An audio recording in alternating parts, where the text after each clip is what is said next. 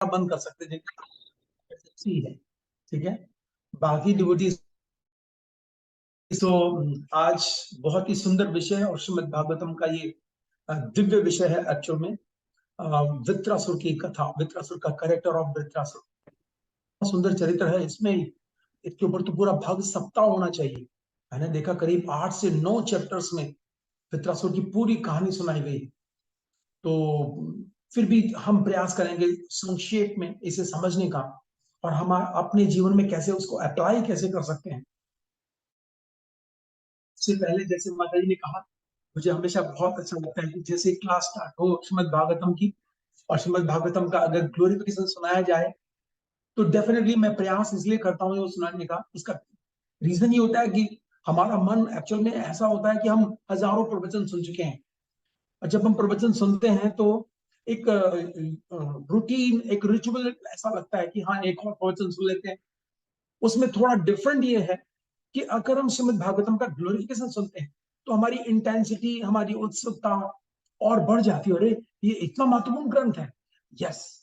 तो इसलिए आज का जो श्रीमद् भागवतम का महात्म्य है वो श्री चैतन्य महाप्रभु बोल रहे हैं चैतन्य भागवत में देवानंद पंडित से। बहुत सुंदर महात्म्य है इसमें। श्री चैतन्य अर्थात स्वयं श्री कृष्ण बोल रहे हैं, प्रेम में भागवत कृष्ण श्री अंगा, जाहते कहे न जत योग्य कृष्ण रंगा। भगवान श्री चैतन्य महाप्रभु जो कि भागवत वक्ता थे देवानंद पंडित, उनको स्वयं बता रहे हैं प्रेममय भागवत। ये भागवत क्या है? ये प्रेम में, अर्थात आज सोसाइटी में, आज संसार में, पूरे वर्ल्ड में किसी भी वस्तु की 30-40 साल पहले हम सुनते थे कुछ गरीबी है, कुछ ऐसा है, बट आज की डेट में कहीं कोई कमी नहीं। हमने देखा है झोपड़ियों में भी लोग वो स्मार्टफोन लेके बैठे हैं और वो एलसीडी टीवी चला करके बैठे हैं। मतलब कोई कमी नहीं है कहीं भी। बस कमी है तो किस बात की? केवल प्रेम की कमी है, मीठी वाणी की कमी है। और श्रीमद् भागवतम के विषय में श्री चैतन्य क्या कह रहे हैं? प्रेम में भागवत। भागवत क्या है? प्रेम से भरा हुआ है। जैसे कृष्णमयी राधा, तो कृष्णमयी राधा का मतलब है कि राधा रानी कृष्ण में पूरी तरह से ऑब्जॉर्व है। उनके अंग अंग में, उनके रोम रोम में कृष्ण के प्रति सेवा भाव बसा हुआ है। इसलिए भागवत में क्या बसा हुआ है? प्रेम में भागवत पूरा। प्रभुपाद जी एक जगह पर कहते हैं कि अगर कोई श्रद्धा, प्रेम, भक्ति के साथ अगर श्रीमद् भागवतम सुने तो श्री भगवान श्री कृष्ण का दर्शन कर सकता है केवल एक ही प्रश्न पर, या प्रत्येक प्रश्न पर श्री कृष्ण का दर्शन हो सकता है। अगर हम कैसे सुने तो श्रद्धा, प्रेम, भक्ति से। तो श्री चैतन्य कह रहे हैं प्रेम में भागवत कृष्ण श्री अंग, और ये श्री कृष्ण का अंग है, ये श्री कृष्ण का शरीर है, श्री कृष्ण का अवतार है। इसमें है क्या? चाहते कहे न जत योग्य कृष्ण रंगा। अर्थात इसमें श्री कृष्ण का समस्त गुप्त प्रेम रंग वर्णन हुआ है। जो भगवान श्री कृष्ण का जो गुप्त प्रेम है, उस प्रेम रंग को एक्सप्लेन किया गया है। आप सोच रहे होंगे लेकिन कहानी तो वृत्रासुर के चरित्र की है, इसमें श्री कृष्ण कहां से आ गए? यही इसका जो गजब है, इसका जो मजा है, वो यही है कि श्रीमद् भागवतम के अंदर हम ये प्राप्त कर सकते, इनकी लीला में भी, वृत्रासुर की लीला में, एक असुर की लीला में भी। यस। तो आज हमने आप भक्तों की सेवा के लिए एक श्लोक चुना है जिसमें इतना सारा प्रेम देखिए बह रहा है वृत्रासुर का। और ये पूरे वृत्रासुर की कहानी का सबसे सबसे सुप्रीम वर्ष है। ये है 6, 11 and 26। इसमें कहा जा रहा है अजात पक्षा इव माद्रम खगा स्तन्यम यथावास तरहाक्षुधार्ता प्रियम प्रियेव वसितम विषण्णा मनोरविंदाक्ष दिदक्षे त्वाम। ये सबसे वृत्रासुर की कहानी का 9 अध्यायों का सबसे की मैन वर्स है। अगर कोई वृत्रासुर की कथा कर रहा है और अगर ये श्लोक नहीं आया, इसका मतलब है कि कथा भी अधूरी है। इसमें वृत्रासुर देखिए क्या बोल रहे हैं। इसमें वृत्रासुर बोल रहे हैं, हे कमल नयन भगवान। बॉडी असुर की है लेकिन हृदय भगवान का है। क्या कह रहे हैं? भगवान के सेवक का है। क्षमा कीजिए। हे कमल नयन भगवान, जैसे पक्षियों के पंख विहीन बच्चे अपनी मां के लौटने तथा खिलाए जाने की प्रतीक्षा करते रहते हैं। पहला इसी को समझने का प्रयास करते हैं। थोड़ी सी जो पंक्ति हमने पढ़ी, देखिए वृत्रासुर की थोड़ी सी बैकग्राउंड लेते हैं, या पहले इस वर्ष को पूरा पढ़ लेते हैं। क्षमा कीजिए। जैसे रस्सियों से बंधे छोटे छोटे बछड़े गाय दुहे जाने की प्रतीक्षा करते रहते हैं। पहले क्या कहा? पक्षी के घोंसले में मादा पक्षी और नर पक्षी गए हुए हैं दिन में ऑफिस अपने घूमने इधर उधर, और छोटे जो बच्चे घोंसले में हैं वो इंतजार कर रहे हैं, प्रतीक्षा कर रहे हैं किसकी? कि मम्मी आएंगी, पापा आएंगे, कुछ लेकर आएंगे खाने का। उसी प्रकार आगे दूसरा एनालॉजी दे रहे हैं, जैसे रस्सियों से बंधे छोटे बछड़े गाय दुहे जाने की प्रतीक्षा करते रहते हैं, जिससे अपनी माताओं का दूध पीने का को मिले। अर्थात आपने देखा होगा, अगर गाय है घर में और बछड़ा गाय दूध देती है तो बछड़े को थोड़ा दूर बांधा जाता है। तो जब बछड़े को खोलकर गाय के पास लाया जाता है तो बछड़ा पहले ही घूमना शुरू कर देता है उस खूंटे से जिससे वो बंधा था, और जैसे उसे खोलते हैं भाग करके माता का दूध पीना शुरू कर देता है। इतनी उत्सुकता, इतनी इंटेंसिटी उन बच्चों में भी इंटेंसिटी कि कब आएगा मम्मी, कब आएंगे पापा और खाने के कुछ लेकर आएंगे। उनके पंख नहीं है, कह रहे हैं पंख विहीन बच्चे, क्योंकि उड़ नहीं सकते अभी वो। और इधर बछड़ा उत्सुक है, कब कब माता का दूध पीने को मिलेगा। और तीसरा एनालॉजी दे रहे हैं, जैसे वियोगिनी पत्नी घर से दूर स्थित अपने प्रवासी पति के लौटने तथा सभी प्रकार से तुष्ट किए जाने के लिए लालायित रहती है। तीसरा एनालॉजी दे रहे हैं कि मान लीजिए कोई माता जी है जो कि सती स्त्री है, पतिव्रता स्त्री है, और उनके पति गए हैं बहुत समय से विदेश में, और आज उनको सूचना मिली कि वो आने वाले हैं। पूरा दिन वो प्रयास करती है, साफ सफाई, व्यंजन, सब कुछ स्वागत के लिए, और हर प्रकार से संतुष्ट करना, उसे प्रसन्न करने के लिए लालायित रहती है। यहां भी इंटेंसिटी है, बार बार निकल कर देखती है, समय हो गया अभी तक पहुंचे नहीं, बोला था अरे 3 बजे आएंगे, अभी तक आए नहीं। उसी प्रकार मैं आपकी सेवा करने के लिए सदैव उत्कंठित रहता हूं। मन बोल रहे हैं, हम सुन करके लगता है वित्रासुर। इस नाम की भी चर्चा करेंगे कि वित्र मीन्स व्हाट। तात्पर्य भी देख लेते हैं, छोटा सा तात्पर्य है, प्रभुपाद जी के द्वारा श्रील प्रभुपाद की जाए। शुद्ध भक्त की अभिलाषा रहती है कि वे स्वयं भगवान के निकट पहुंचकर उनकी सेवा करें। यहाँ पर जो उदाहरण दिए गए हैं वे सर्वथा उपयुक्त हैं। पक्षी के छोटे छोटे बच्चे तब तक संतुष्ट नहीं होते जब तक उनकी माँ स्वयं आकर उन्हें दाना नहीं खिलाती। एक बछड़ा तब तक प्रसन्न नहीं होता जब तक उसे अपनी माँ के थन का दूध नहीं पीने दिया जाता। और पतिव्रता पत्नी जिसका पति विदेश गया होता है तब तक प्रसन्न नहीं होती जब तक अपने प्रिय पति से उसका मिलन नहीं हो जाता। तो इस पर हम चर्चा करेंगे, इस श्लोक के आधार पर वित्रासुर को समझने का प्रयास करेंगे, और वित्रासुर की मेंटेलिटी को देखने का प्रयास करेंगे। वित्रासुर से हम क्या सीख सकते हैं? देखिए, वित्रासुर की कहानी अगर हम देखें, क्योंकि इसमें बैकग्राउंड में स्टोरी सुनाई है, सुखदेव गोस्वामी जैसे हिंदी फिल्मों में होता है ना, इस तरह से कहानी सुनाई है, लेकिन मैं आपको सीधे सुनाऊंगा बजाय कि बैकग्राउंड स्टोरी सुनाने के। सीधे कहानी इस प्रकार है कि एक राजा था जिसका नाम था चित्रकेतु। उसने 1 करोड़ से ज्यादा विवाह किए, पूरी पृथ्वी का सम्राट था। और उसके जब संतान नहीं हो रही थी तो बहुत दुखी था। उसके महल में आए अंगिरा ऋषि, और अंगिरा ऋषि ने भगवान श्री कृष्ण की सेवा में लगाने के लिए आए थे, क्योंकि ऋषि भक्त लोग जो होते हैं उनकी एक ही इच्छा होती है कि कैसे श्री कृष्ण भगवान का संदेश सब तक पहुंचाया जाए। जैसे आपके यहाँ पर माता जी हैं, निष्ठा भक्ति माता जी, या और भी डिवोटीज जो सेवा में लगे हैं, उन सबकी एक ही प्रयास है कि किसी न किसी डिवोटी को एंगेज करके श्रीमद् भागवतम सुनाई जाए और उसे टीचिंग्स निकाली जाए और उससे लोग अधिक से अधिक शुद्ध भक्त बने।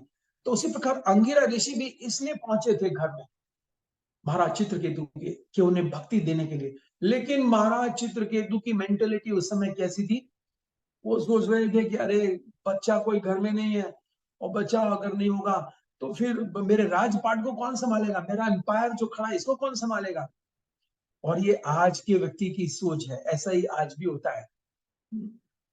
आज भी ऐसा ही होता है। प्रभुपाद जी एक कहानी सुनाते हैं, सर्कस की कहानी, आपने शायद सुनी होगी।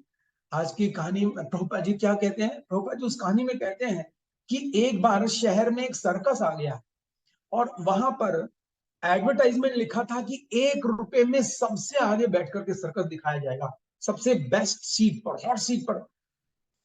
तो सबने कहा 1 रुपए में, पूरा पूरा शहर आ गया टिकट लेने के लिए। उन्होंने कहा बस लाइन में लग जाइए, पहले एक को दिखाएंगे, फिर बाद में दूसरे का लगाएंगे लाइन, फिर तीसरा, फिर चौथा, ऐसे। प्रभुपाद जी उस कहानी को सुनाकर कहते हैं कि उसमें बड़ी उत्सुकता थी लोगों की, सर्कस में क्या होगा। बड़ी बड़ी बाउंड्रीज की हुई थी, कनात लगा करके, टेंट लगा करके, और पहला व्यक्ति अंदर घुसा। उसने देखकर सोचा अरे कैसा होगा सर्कस, मैं देखूंगा, इसको पता लगाऊंगा। लेकिन जब वो वहां अंदर प्रवेश किया तो 4-5 बाउंसर्स खड़े थे वहां पर, बड़े बड़े पहलवान, और उन्होंने पकड़ करके उनको पीटना शुरू किया, पेट में, हाथ में, सब पिटाई करनी शुरू की। उसने कहा अरे छोड़ दो, मैं तो सर्कस देखने आया था, क्यों मार रहे हो। उसने खूब पिटाई की, उन्होंने कुछ नहीं सुना। उसने कहा देखो मैं चला जाता हूं, मुझे छोड़ दो। जब खूब पिटाई कर दी तो वो बाहर आने लगा। तो दूसरे लोग बड़े उत्सुकता से खड़े थे कि पता नहीं क्या होगा सर्कस में, और इतना सस्ता है, और एक ही हॉट सीट पे बिठा के। तो वो बाहर आया कपड़े झाड़ करके, उससे पूछा रे कैसा था, कैसा था। कह रहे अंदर जाके देखो बहुत बढ़िया था। दूसरा गया, उसके साथ भी वही, तीसरा गया, उसके साथ भी वही। प्रभुपाद जी ये कहानी सुनाते हैं इसलिए, टीचिंग्स क्या है इससे, कि लोग ग्रस्त बन जाते हैं, और ग्रस्त जीवन में इतनी समस्या होती है, इतनी प्रॉब्लम्स होती हैं कि एक बार ग्रस्त बन जाए उसके बाद अंधे कुएं से तुलना की गई है भागवत के 7वें स्कंद में।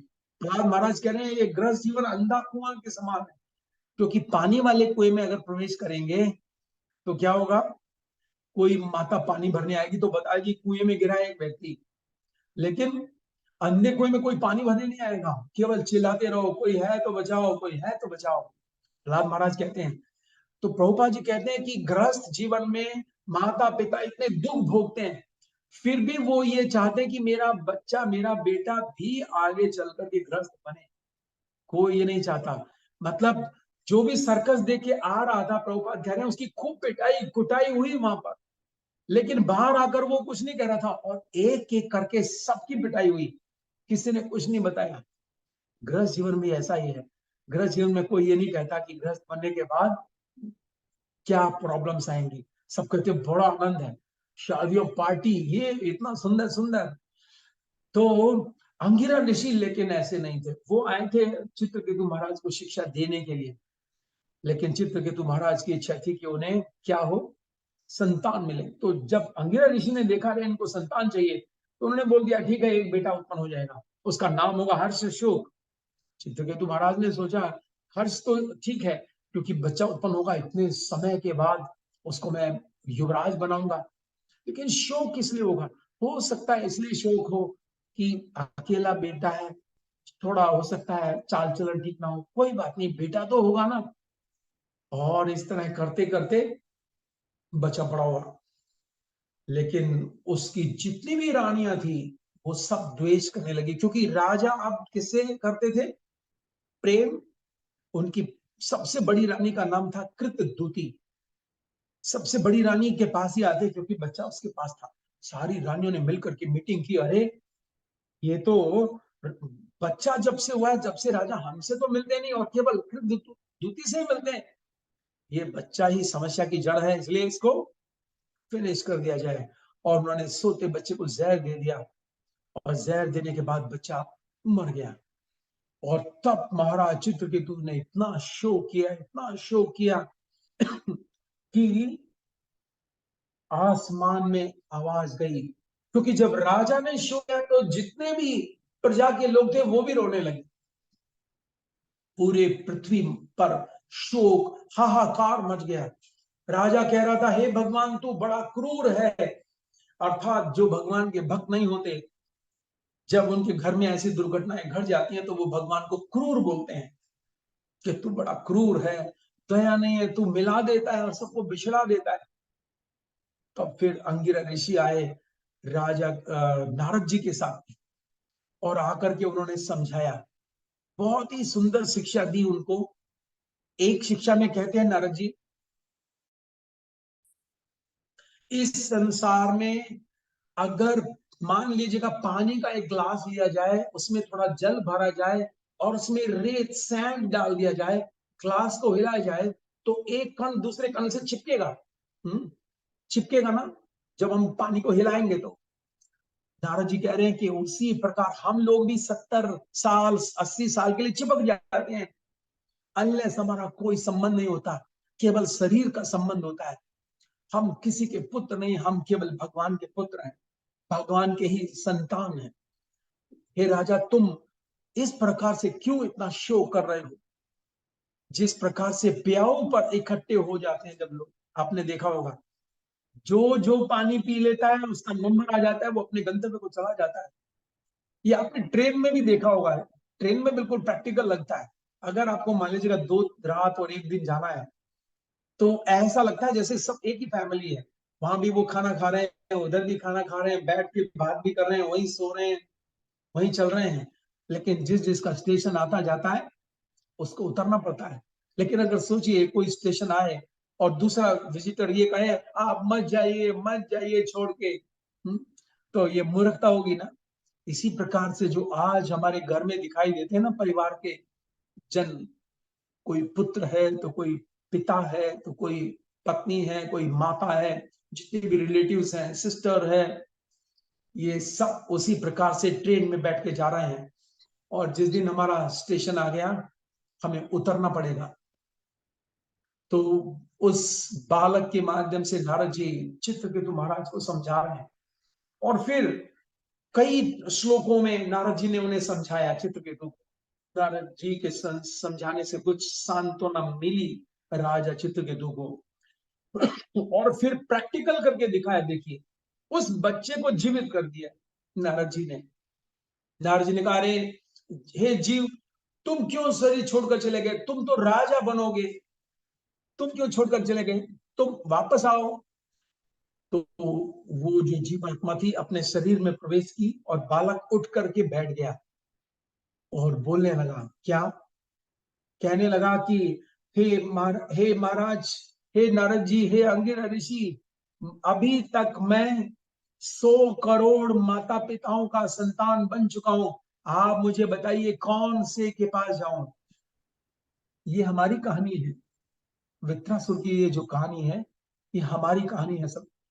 हम लोग चाहे कितने भी इंटेलिजेंट हों, कोई सी भी हमने MBA डिग्री की हो, PhD की डिग्री की हो, हम कितने असहाय हैं सोचिए। चाहे कितने बड़ा क्रिकेटर हो, कितने बड़ा फिल्म स्टार हो, कितने बड़ा साइंटिस्ट हो, पॉलिटिशियन हो, हम कितने असहाय हैं कि इससे पहले हम नहीं जानते कहां थे, और इसके बाद हम कहा जाएंगे हम नहीं जानते। कितने असहाय हैं। प्रभुपाद जी एक बार न्यूयॉर्क में लेक्चर दे रहे थे, और प्रभुपाद जब बैठे थे जिस साइड में, सामने गेट था और वहां से गाड़ियां आ जा रही थी। प्रभुपाद जी ने कहा, सब पीछे मुड़ के देखो। सबने अपना बुक चेंज किया, पीछे की तरफ देखने लगे, तो एक कार बड़ी तेजी से गई गेट के आगे से। प्रभुपाद जी ने पूछा, क्या शिक्षा मिली आपको? क्या देखा आपने? एक भक्त ने कहा, प्रभुपाद एक कार गई। प्रभुपाद बोले, क्या शिक्षा मिली? सारे भक्त घबरा गए, प्रभुपाद कार गई, इससे क्या शिक्षा मिलेगी? प्रभुपाद जी ने कहा, ये कार का अस्तित्व पहले भी था, जब ये हमारे गेट के सामने नहीं आई थी, और जब ये गेट को क्रॉस कर रही थी तो हमारे आंखों के सामने थी, और अभी हमारी आंखों से ओझल हो गई है, अभी भी इसका अस्तित्व है। उसी प्रकार से हमारी जो आत्मा है, इसका अस्तित्व कब से है? गीता में कृष्ण बोल रहे हैं 15.7, ममे मानसो जीव लोके जीव भूत है सनातन, सनातन। हे अर्जुन, तुम जितने भी संसार में प्राणी जीव देख रहे हो, वो सब मेरे क्या है? अंश हैं। और कैसे अंश हैं? सनातन है। इसका मतलब है ऐसा कभी नहीं रहा कि हम न रहे हो, बस हम शरीर बदलते हैं, भूल जाते हैं। महाभारत में लिखा है, देखिए एक बहुत सुंदर इंसिडेंट महाभारत में लिखा है कि कभी कभी आप माताओं को भी मालूम होगा, आपने देखा होगा कि कोई कोई बच्चा पिछले जन्म की बातें बताता है। सुना है किसी ने ये? कि छोटा सा बच्चा है, 5 साल का, कह रहा है मैं उस गांव में, उस शहर में रहता था, और वहां पर उसको ले जाया जाता तो कहता है ये मेरी अलमीरा थी, ये मेरी पत्नी है, जो कि जिसकी उम्र लगभग 60 साल होती है। वो 5 साल का बच्चा कहता है ये मेरी पत्नी थी, ये मेरे बच्चे थे। कैसे? महाभारत ने इसको एक्सप्लेन किया भीष्म पितामह। भीष्म पितामह युधिष्ठिर को कह रहे कि युधिष्ठिर, कभी कभी मनुष्य की जब मृत्यु हो जाती है और यमराज जी बहुत जल्दी डिसीजन लेकर उसे फिर से मनुष्य शरीर दे देते हैं, तो पिछले जन्म की याददाश्त रह जाती है। और इसलिए ये इंसिडेंट भगवान जानबूझकर कराते हैं ताकि हमें ये पता रहे, हम ये कंफर्म हो जाए कि ये शरीर छूटने के बाद संसार नहीं मिटता हमारा, केवल शरीर बदला जाता है। और जैसे जैसे याददाश्त हम बड़े होते जाएंगे, भूलते जाएंगे, तो पूरी तरह भूल जाता है वो बच्चा। ऐसा नहीं कि बुढ़ापे तक उसको याद रहता है मैं वहां पे रहता था। ये कौन बता रहे हैं? भीष्म पितामह। तो वो छोटा सा बालक जब जीवित किया गया, वो कई इंसिडेंट, कई घटनाएं बोल रहा है कि मैं कौन से माता पिता के पास जाऊं। हम भक्तों को इस कहानी से बहुत सीखने की जरूरत है कि अभी तक सोचिए, अभी जो पिछले जन्म में माता पिता होंगे हमारे, वो वो कितना हमारा क्रंदन कर रहे होंगे। अगर मान लीजिए हमारी आयु 25 साल है और हमने शरीर छोड़ दिया उस समय भी 25 साल पर, और माता पिता होंगे उस समय, तो वो माता पिता कितना परेशान होंगे। एक बच्चा था हमारा, जैसे कौन परेशान था? सुभद्रा देवी। हम शास्त्रों में ही झांकते हैं। सुभद्रा देवी आई भगवान श्री कृष्ण के पास, हे भैया, तुम साक्षात भगवान हो, तुम्हारे होते हुए मेरा मेरा पुत्र मारा गया, अभिमन्यु मारा गया। इतना क्रंदन किया, इतना क्रंदन किया, सुभद्रा देवी ने चुप नहीं हो रही थी। भगवान ने कहा कि हे सुभद्रे, अपने बच्चे से मिलना चाहती हो? जी, मेरा बेटा कहाँ है अभिमन्यु? और भगवान ने दिखाया कि इस समय वो, क्योंकि उसको मांग कर लेकर आए थे भगवान, 13-14 साल की आयु, केवल वो दर्शन कराया तो अभिमन्यु वहां घूम रहा है आराम से। उसे कोई चिंता नहीं कि मम्मी वहां रो रही है, परेशान है मेरे परिवार वाले। वो कहते हैं मम्मी आप परेशान मत होइए, मैं इतने साल के लिए बड़ी मुश्किल से भेजा था, मेरे फादर ने, बुद्ध, बताया गया कि वो बुद्ध देवता का बेटा था, उनको कुछ देर के लिए भेजा था और मैं आ गया बस। तो इससे हमें ये शिक्षा लेनी है कि ये जो मनुष्य शरीर हमारा चल रहा है ना, ये जो शरीर यात्रा जो हमारी चल रही है, इसमें हमें थोड़ा सा फोकस करने की जरूरत है। इसमें फोकस ये करना है कि हम जो देख रहे हैं आईने में, शीशे में, जो जिस मुख को देखते हैं, ये हम नहीं है। क्योंकि आप कल्पना कीजिए, जैसे महाभारत में भीष्म पितामह कह रहे हैं 1.25 करोड़ साल बाद किसी को मनुष्य शरीर मिलता है। कितने साल बाद? 1.25 करोड़ साल लग जाते हैं एक व्यक्ति को प्रमोशन करते करते, कीड़े से मनुष्य शरीर तक पहुंचाया जाता है, और वो फिर पहचान करता है। तो ये जीव बालक यही कह रहा है कि मैं कितने माता पिता के पास, क्यों, कौन कौन से के पास जाऊं? और बहुत सुंदर श्लोकांश में उसने वहां पर वर्णन किया। तब पूरा परिवार चित्रकेतु एकदम संतुष्ट हो गए, और महाराज चित्रकेतु को फिर नारद जी ने मंत्र दिया कि आप इस मंत्र का जप करो, और भगवान की भक्ति करो, पूजा करो, यही सच्चाई है, और संसार में कुछ सब भ्रम है। तो चित्रकेतु महाराज पूरी तरह से भजन, उन्होंने अपने गुरु की आज्ञा का ऐसे पालन किया जैसे शबरी ने मतंग ऋषि की आज्ञा का पालन किया था। शबरी उस समय बहुत छोटी थी जब मतंग ऋषि के आश्रम में आई थी। तो मतंग ऋषि ने कहा था, हे देवी, अब तुम यहाँ रहो, मैं जा रहा हूं, और तुम अच्छे से सेवा करना, प्रभु स्वयं चल के तुम्हारे आश्रम में आएंगे। देखिए, बालिका थी और बहुत वृद्धा हो गई, हर रोज इंतजार करती थी भगवान का कि प्रभु आएंगे, संवारती, सब अच्छे से करती। और उन्होंने भरोसा नहीं छोड़ा अपने गुरु का, और गुरु की वाणी में पूरा विश्वास किया। तो एक दिन श्री रामचंद्र जी चलकर आए। ऐसे ही चित्रकेतु महाराज ने जब पूजा की तो साक्षात उन्हें भगवान शंकरसन का दर्शन हुआ। शंकरसन भगवान आए उनके सामने, उनका साक्षात दर्शन किया, उनसे प्रार्थनाएं की, और जब उनका शरीर छूटा तो वो विद्याधर लोक में पहुंच गए सह शरीर, और एक विमान दिया गया।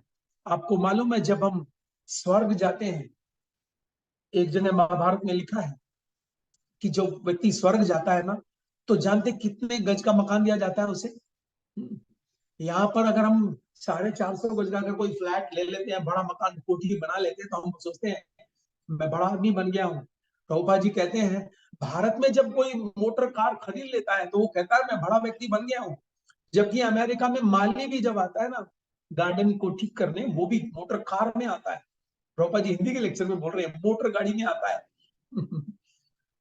आप भक्तों को आश्चर्य होगा, स्वर्ग की बता रहा हूं अभी, अभी गोलोक धाम और वहां की नहीं बता रहा हूं। स्वर्ग में बताया गया कि 1200 किलोमीटर का एक मकान दिया जाता है एक व्यक्ति को, जिसमें बहुत सारे एरोप्लेन खड़े होते हैं। और एरोप्लेन कभी क्रैश नहीं होते, एरोप्लेन में कोई पेट्रोल नहीं डालना होता, जस्ट सिट डाउन और बोलिए मुझे वहां जाना है। क्योंकि 1200 किलोमीटर होगा तभी तो एरोप्लेन खड़े हो पाएंगे। और एक एरोप्लेन नहीं होता, बहुत सारे, पापा अलग एरोप्लेन में जा रहे हैं, मम्मी अलग में जा रही है, फैमिली है वहां पर। और वहां बुढ़ापा नहीं आता, कभी भी बूढ़ा नहीं होना पड़ेगा। वहां पर जाकर आपको ब्यूटी पार्लर के पास नहीं जाने का खर्चा नहीं है। व्यक्ति हमेशा एकदम फ्रेश रहेगा, जवान रहेगा, चाहे माता हो चाहे प्रभु हो, इतना। तो जब ये भगवान के भक्त बने, भगवान ने आशीर्वाद दिया, तो इन्हें एक विमान भी दिया गया और ये विद्याधर लोग पहुंच गए, ये बताया गया है। विद्याधर लोग स्वर्ग लोग से थोड़ा और ऊपर है। और एक बार ये विमान में घूम रहे थे, तो इन्होंने नीचे में दृश्य देखा कि शिव जी पार्वती देवी को गोद में लेकर के भागवतम पर कथा कर रहे हैं, लेक्चर दे रहे हैं। तो चित्रकेतु महाराज भी इनके उनके इष्ट कौन है? शंकरशन। और जो शिव जी हैं इनके भी जो इष्ट है वो शंकरशन। तो एक ही गुरु भाई माने गए, दोनों दोनों में परिहास हुआ।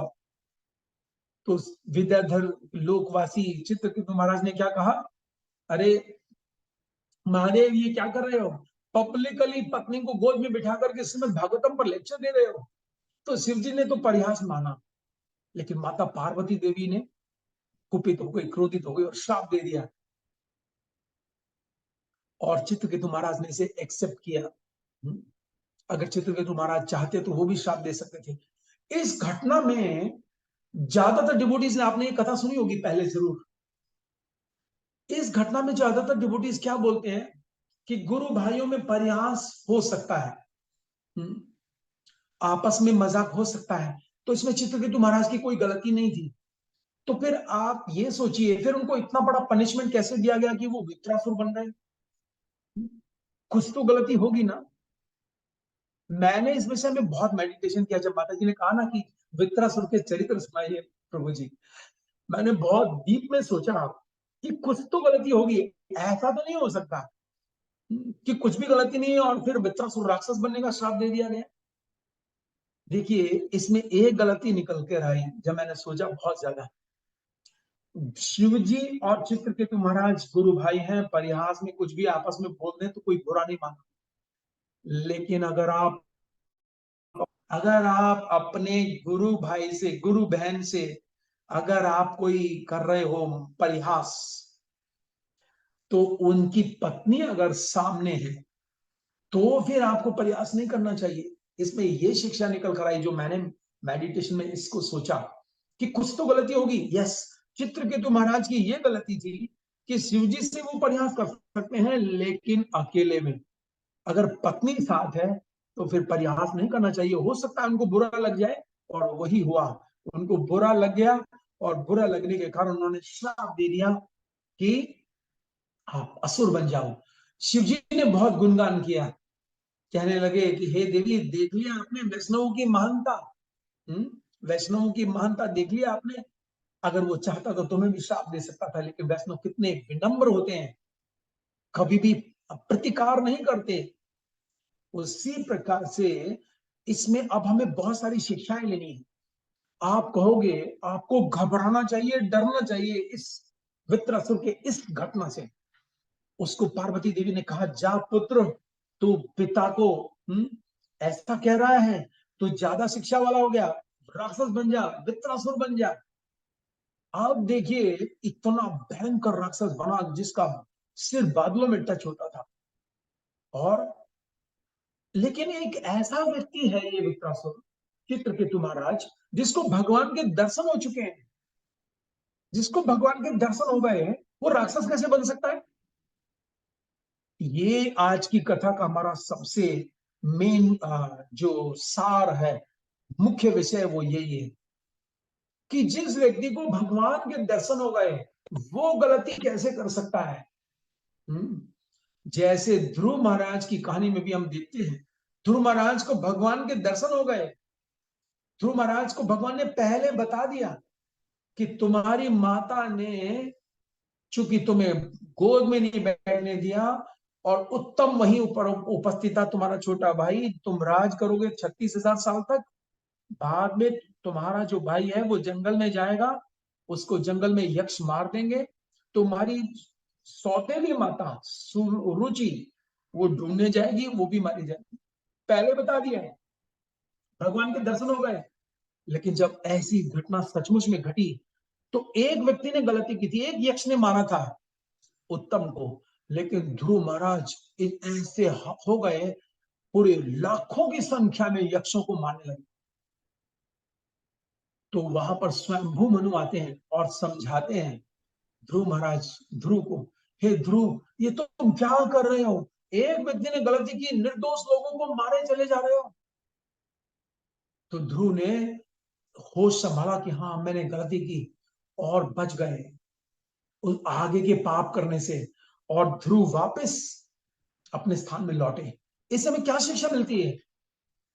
इससे हमें यह शिक्षा मिलती है, वित्रासुर भी भगवान का दर्शन कर चुके हैं, ध्रुव महाराज भी भगवान का दर्शन कर चुके हैं, लेकिन जो भगवान की माया है वो कहीं से भी एंट्री कर सकती है।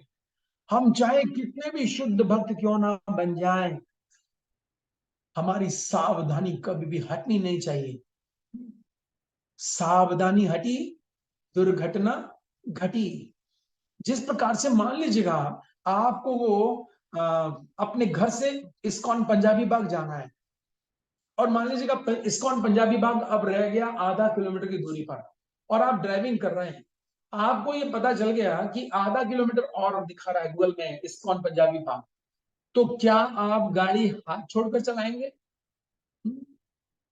हाथ छोड़ करके तो नहीं चलाएंगे ना। अब तो आधा किलोमीटर रह गया, अब गाड़ी ध्यान से चलाने की जरूरत नहीं है। नहीं, जब तक कि हम अपने गंतव्य पर ना पहुंच जाएं, तब तक हम अपनी गाड़ी को बहुत ही सावधानी पूर्वक चलाएंगे। यही भक्ति का जीवन है।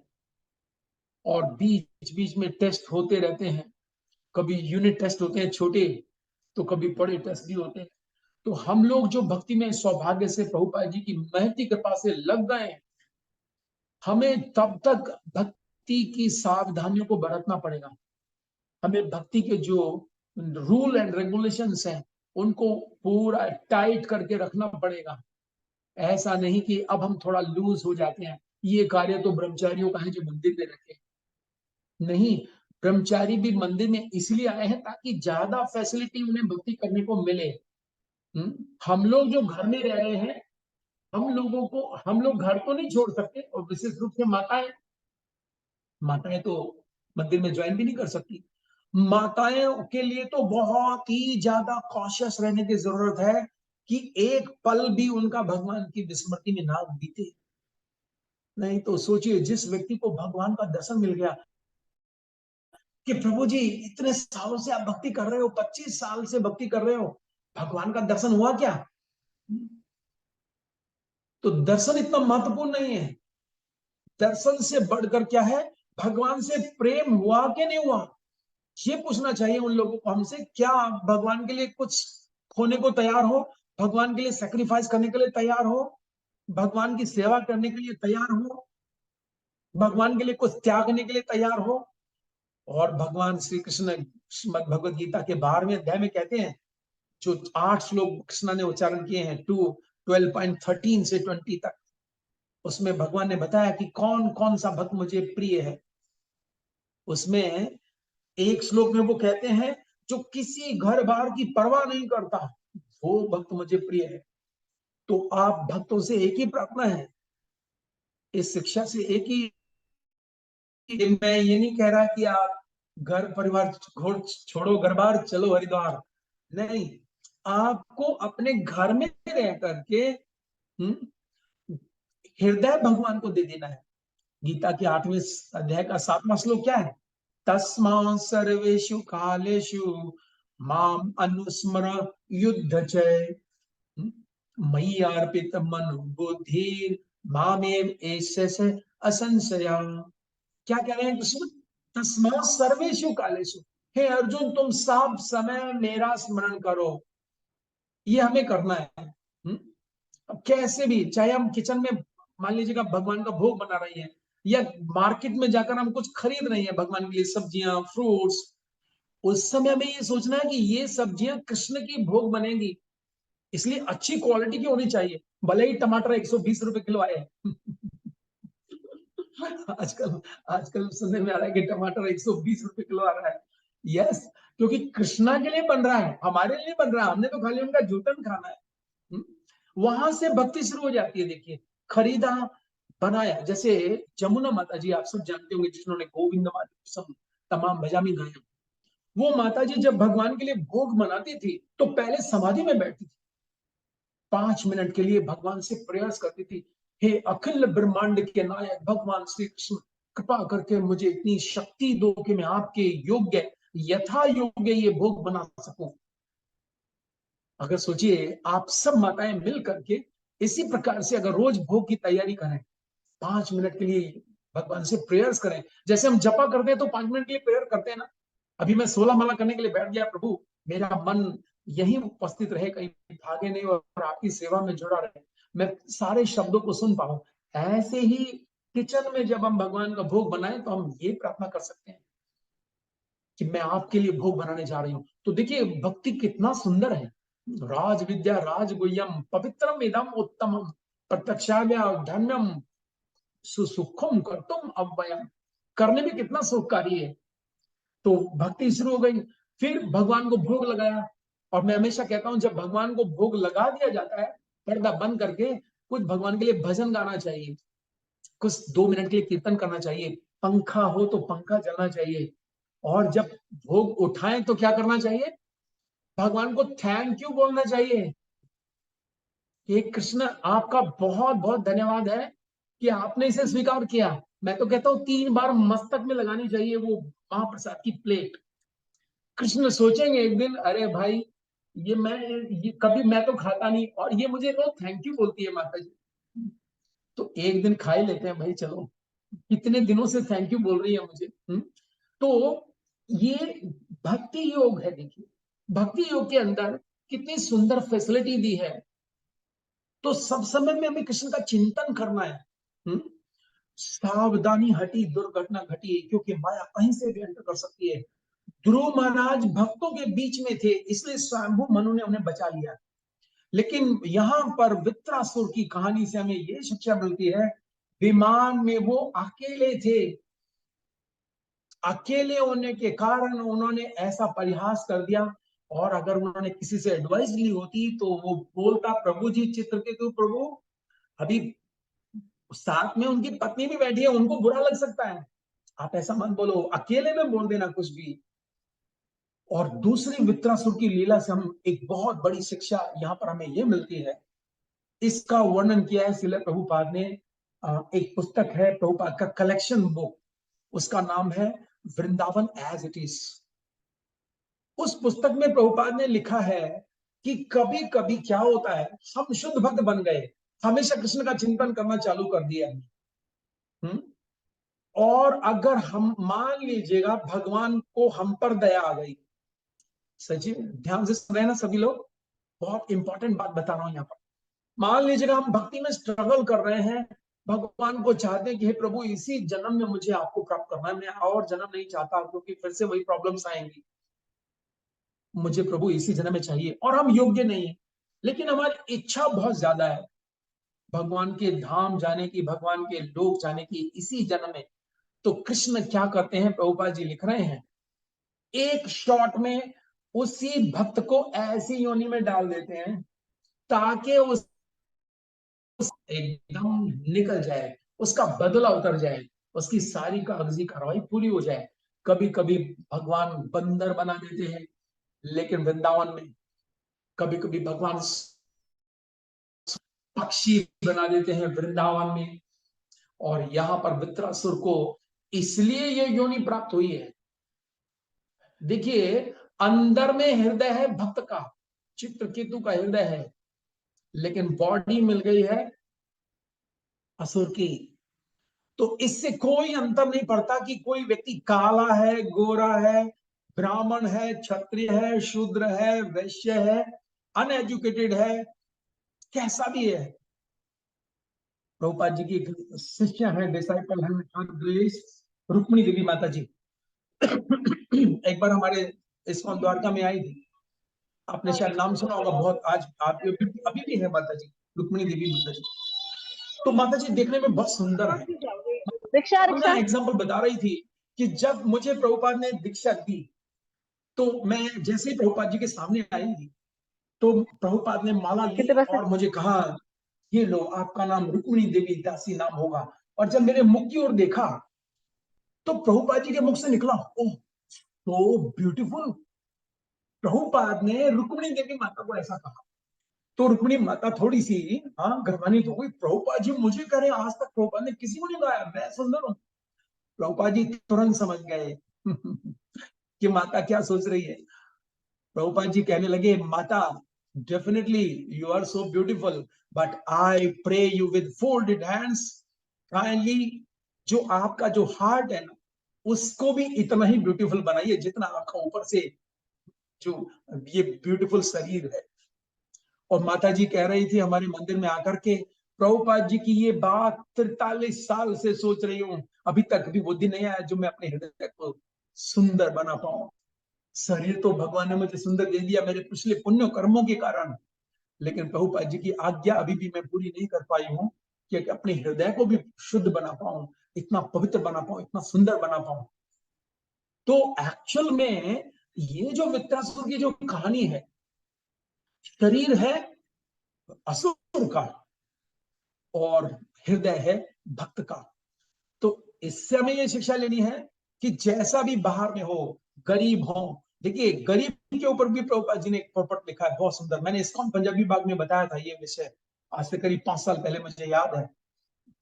अगर आप में से मान लीजिएगा कोई भक्त है, गरीब है, और लेकिन बहुत अच्छे से भक्ति कर रहा है, भगवान जानते हैं उसको किस भाव से देखेंगे, आपको बड़ी खुशी होगी ये सुन करके। भगवान उसकी तपस्या मानेंगे कि एक मुनि जैसे तपस्या करता है। वो जो गरीबी के कारण वो अच्छा नहीं पहन पाता, अच्छा नहीं ओढ़ पाता, अच्छा मकान में नहीं रह पाता, पैदल जाता है, साइकिल पे जाता है, कैसे भी जाता है, भगवान की भक्ति करने लग गया तो भगवान उसकी तपस्या में काउंट करेंगे।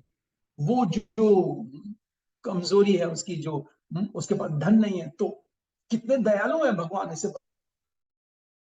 तो इसलिए जब ये युद्ध हुआ, अब देखिए इंद्र का शत्रु था, क्योंकि एक विश्व रूप, आप वो थोड़ी बैकग्राउंड स्टोरी है कि त्वष्टा एक प्रजापति थे, दैत्यों की एक पुत्री थी रचना, और उसके 2 बेटे थे सन्निवेश, विश्व रूप।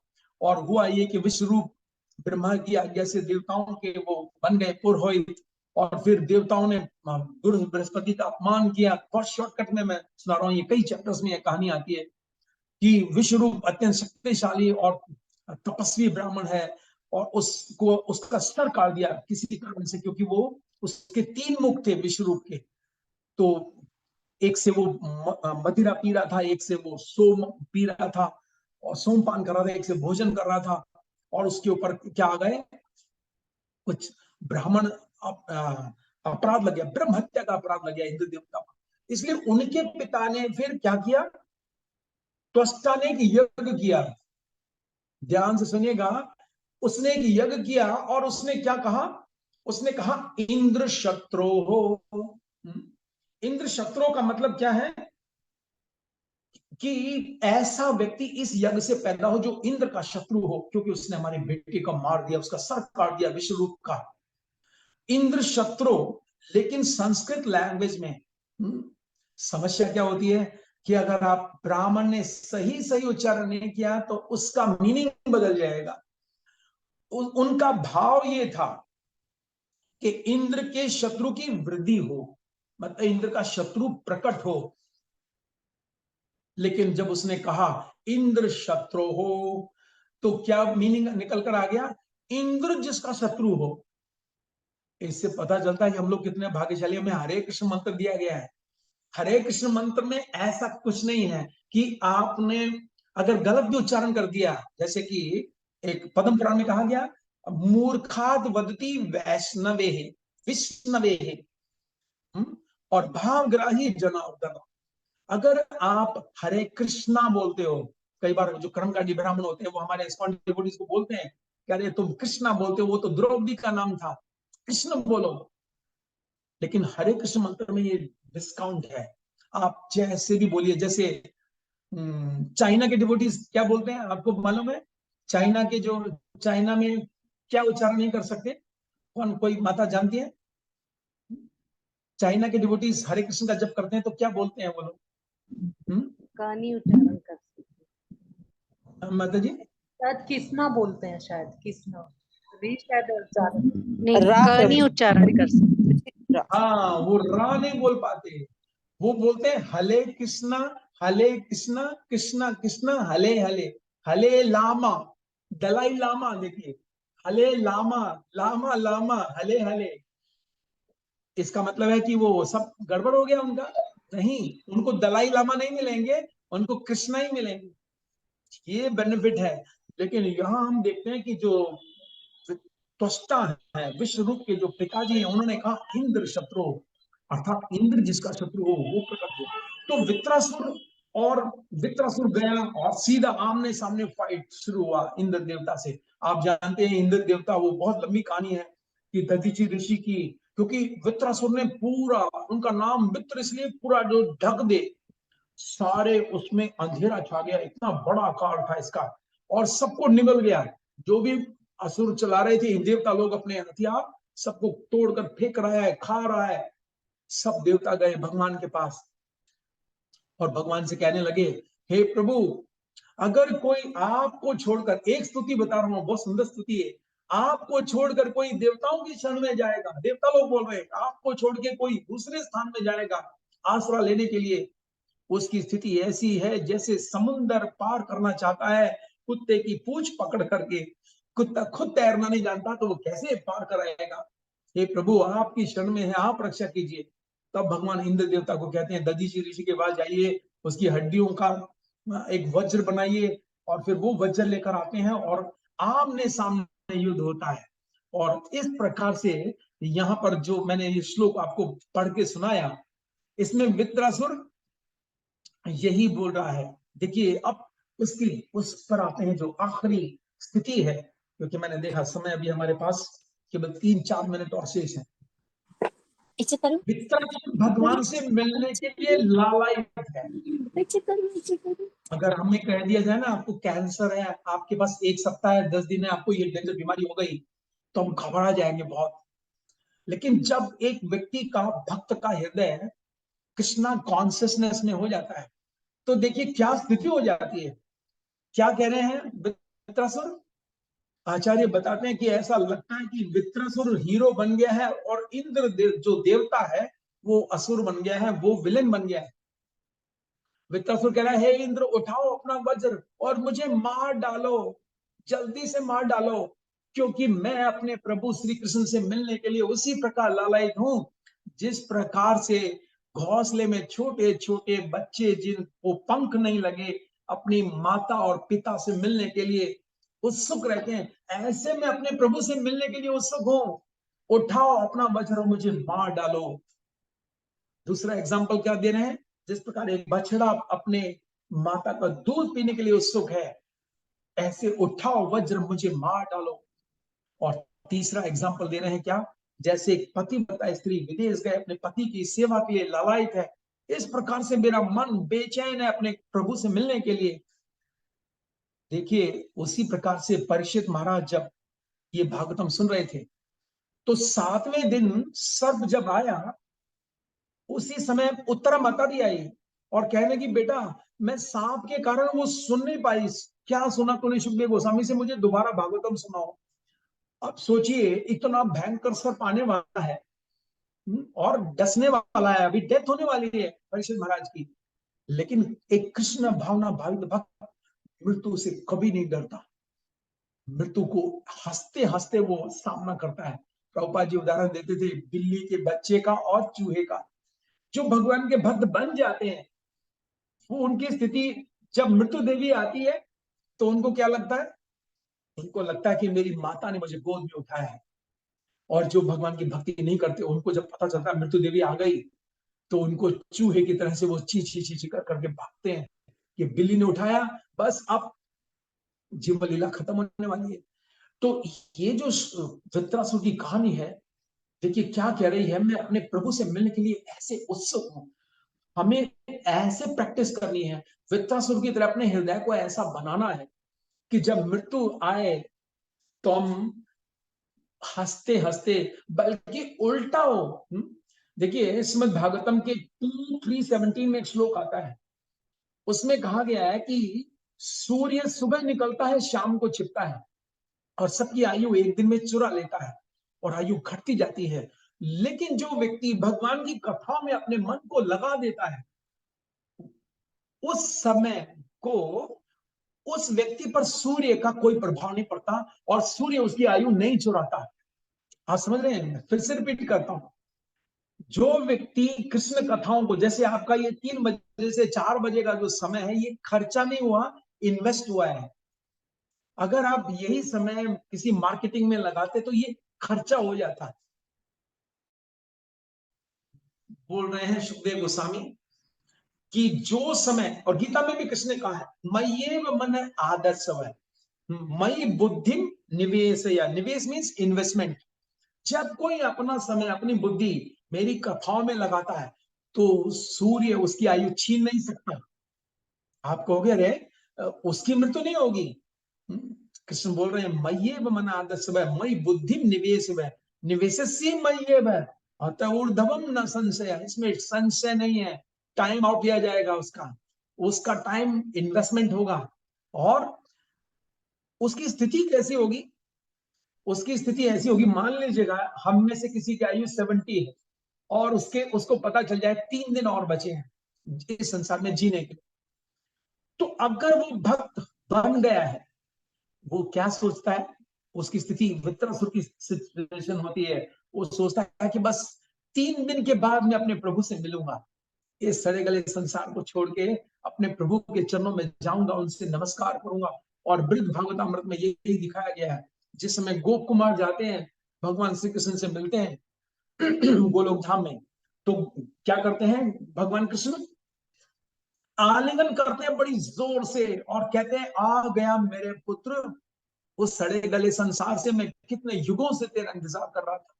और ये कहते कहते कृष्ण मूर्छित होकर गिर पड़ते हैं। तो जब हम भक्त बन जाते हैं, शुद्ध भक्त बन जाते हैं, तो यही सिचुएशन आती है जो वृत्रासुर की है। कह रहे हैं कि मैं मिलना चाहता हूं, मैं गान करना चाहता हूं। कितने सारे श्लोकास हैं, अगर हम इनको पढ़ें सारे श्लोकास को, हम देखें, कह रहे हैं कि मैं उनकी आपकी सेवा करने के लिए सदैव उत्कंठित रहता हूं। हे प्रभु, हे उठाओ इंद्र, मार दो मुझे, ये शरीर हटाओ, मैं मिलना चाहता हूं। तो हमारी सिचुएशन, अगर हम शुद्ध भक्त बन गए तो यही सिचुएशन बनेगी। जैसे हिज होलीनेस राधा गोविंद महाराज के डिसाइपल थे गौर कृष्ण महाराज, आपने शायद किसी भक्त ने उनका देखा हो, लास्ट बॉडी का जो फोटो लिया गया था, आप उनकी जो बॉडी, उन्होंने शरीर छोड़ा था वृंदावन में लगभग सुबह 4 बजे। उनकी इतनी बड़ी स्माइल है शरीर छोड़ते समय, देखिए, क्योंकि शरीर जब हमारा छूटता है तो लास्ट जो हमारी जिस समय प्राण निकलते हैं ना, वो फोटोग्राफ की तरह वैसा ही रह जाता है मुख से, है ना।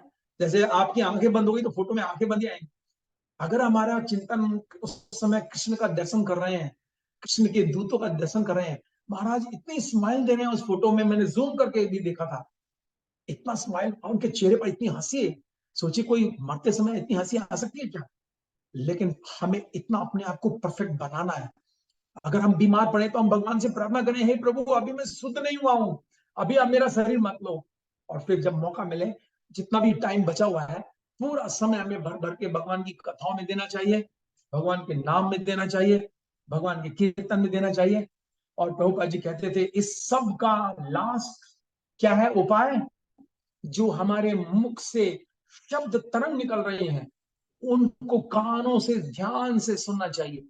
हरे कृष्ण मंत्र का जब हम जब मंदा मंदा करते हैं कि सुनाई नहीं पड़ता क्या बोल रहे हैं, इतनी जोर से जरूर जप करना कि हमारी ध्वनि शब्द तरंग ये कान में जा सके। अगर ये गई तो ये अपना काम करेगी। एक एक शब्द का स्पष्ट उच्चारण सुनना चाहिए, स्पीड नहीं सोचना चाहिए, टाइम नहीं देखना चाहिए, करे इतना टाइम हो गया अभी तो अगर हम ये सब करेंगे तो हमारा हृदय भी वृत्तासुर की तरह परफेक्ट होगा। और हम भी भगवान से क्या कहेंगे? प्रभु जल्दी आइए, बस अभी 1 घंटा और रह गया, कुछ देर और रह गई है। लालायित हो जाएगा वो व्यक्ति भगवान से मिलने के लिए। इसलिए ये कृष्णा कॉन्शियसनेस जो आंदोलन प्रभुपाद जी ने शुरू किया है, ये बहुत महत्वपूर्ण आंदोलन है। प्रभुपाद जी ने कहा कि इस समय कलयुग पूरे अंधकार की तरह से छाया हुआ है, इसमें केवल और केवल आशा की किरण अगर है तो ये कृष्ण हरे कृष्ण आंदोलन है, जो लोगों को वहां से निकाल करके हमारा सही उद्देश्य, जीवन का लक्ष्य हमें बता रहा है कि हमें क्या करना है संसार में आकर। जैसी रूखी सूखी जैसे मिले कपड़ा मिले सोने को मिले, नो कंप्लेंट्स, है ना। इसलिए तो देखिए वृंदावन के 6 गोस्वामी कहा, वृंदावन उधर ये बंगाल में नवाब हुसैन शाह के फाइनेंस मिनिस्टर, साथ में प्राइम मिनिस्टर, फाइनेंस मिनिस्टर, और वहां से छोड़ के वृंदावन में एक दिन में एक पेड़ के नीचे रहते हैं और कैसा जीवन बिता रहे हैं। शेष मंडलपति श्रेणी सदा तुच्छवान भूतवा दीन गणेश को करुणया कोपीन कंथाश्रितो। क्या कर रहे हैं? गोपी भावर सामृता बिलहरी कल्लोल मगनो मुहुर। मगन है पूरे गोपी भाव में, कृष्ण के लिए पागल। वंदे रूप सनातनो रघुयुगो श्री जीव गोपाल को। तो इसका जो महत्व सुनाया है, इस वृत्रासुर की कहानी सुनने का आपको क्या लाभ मिलेगा? ये भी इस कहानी में मिलेगा आपको, आपकी आयु लंबी हो जाएगी अगर आप रोज इस कथा को प्रातः सुबह शाम पढ़ोगे। तो सुखदेव गोस्वामी जब एंड करते हैं तो कहते हैं कि आपकी आयु लंबी हो जाएगी और आपको कृष्ण प्रेम की प्राप्ति हो जाएगी, आप कृष्णमय हो जाएंगे। इस कहानी को इस तरह से अगर पढ़ा जाए सुना जाए, वृत्रासुर के हृदय को चेक करना चाहिए हमें। अगर हम वृत्रासुर के हृदय में पहुंच गए तो आज की कथा समझिए परफेक्ट कथा हुई है। अगर हमने वृत्रासुर के हार्ट को पढ़ लिया, भले ही बॉडी कैसी है कुछ भी है, लेकिन हृदय में कृष्ण के लिए लालसा है, लालसामयी प्रार्थना है। ये जो प्रार्थना है 26, हालांकि कई श्लोकास हैं, लेकिन हम चाहेंगे कि आप भक्तों की ओर से किसी का कोई क्वेरी हो, प्रश्न हो तो आपका स्वागत है। यस।